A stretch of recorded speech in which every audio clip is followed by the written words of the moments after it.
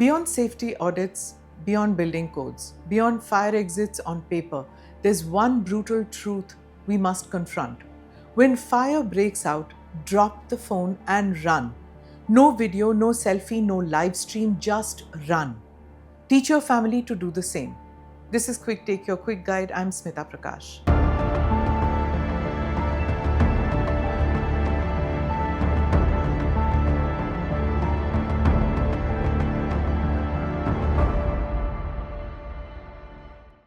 On New Year's Eve, a fire tore through a packed bar in Crans, Montana, one of Switzerland's most upscale ski resorts.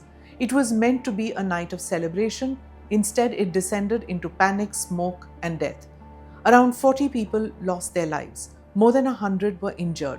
Many of them were teenagers, some barely adults, celebrating what they thought was a safe night out in a wealthy, well-regulated country. According to reports, the fire started after sparklers of fireworks were placed inside champagne bottles, dangerously close to a wooden ceiling. The flames did not creep, they exploded. In seconds, fire raced across the roof. Thick, toxic smoke filled the room. People screamed, some collapsed. Many could not find the exits. A space designed for joy became a trap. Some survived, many did not. And this tragedy forces us to ask a deeply uncomfortable question. Why do people reach for their phones instead of the exit?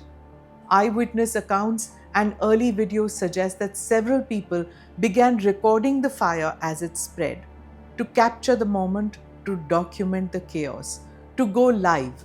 But fire does not give you time. Smoke kills faster than flames. 1 or 2 deep breaths of toxic smoke can be fatal. Visibility ends almost instantly. Heat disorients the body. Panic clouds judgment. Seconds matter. And those seconds are often lost to a screen.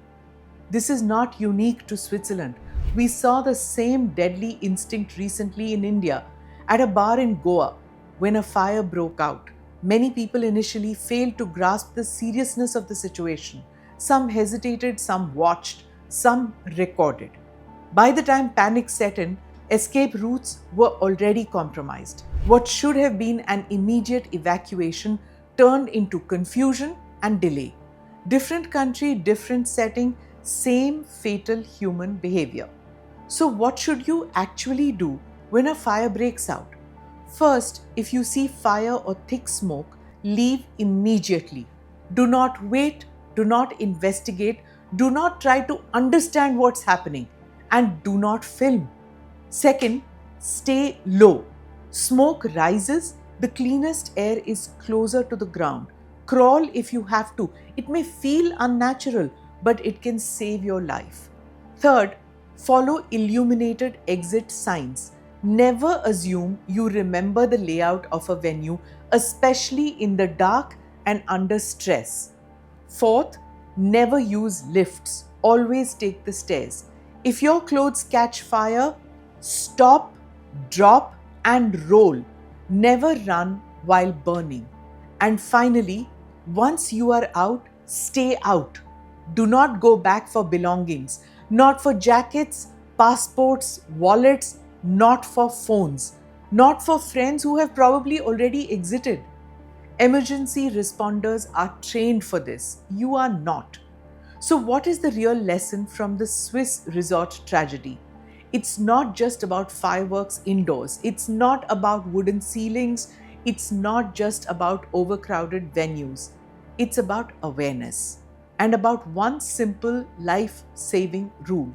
When fire breaks out, your life matters more than content, more than curiosity, more than clicks.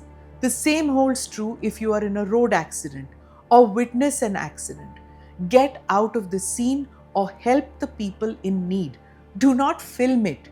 What was meant to welcome the new year ended in mourning. And that is a warning not just for Switzerland, not just for Goa, but for all of us.